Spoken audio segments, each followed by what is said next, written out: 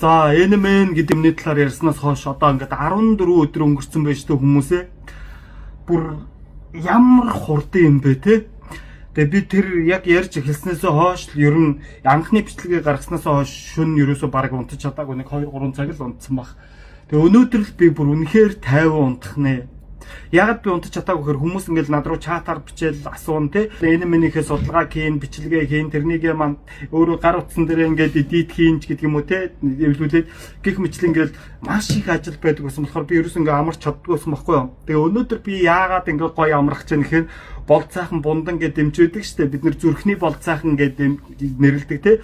Тэр юм чи өнөөдөр NMN-ийн талаар нэг юм пост оруулсан намайг бүр үнэхээр тайван болгож хүч өглөө. Юу гэсэн гэхээр тэр хүн яг 1 цагийн өмнө пост оруулсан байна.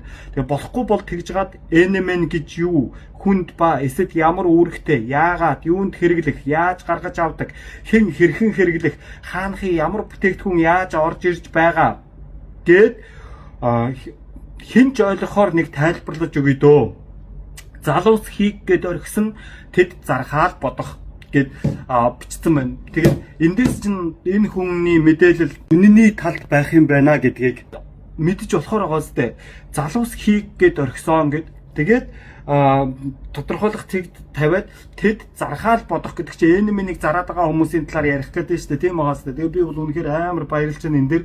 Тэгээд би бүр яг ингээд нөгөө 14-5 хоног ингээд өсрөөл 3 цаг интервьюнтаад босхоор хүн ингээд үнэхээр стресстэй ядаргаан дороод би яг юуны төлөө би энийг хийж байгаа вэ ингээ яг шантрах гэсэн.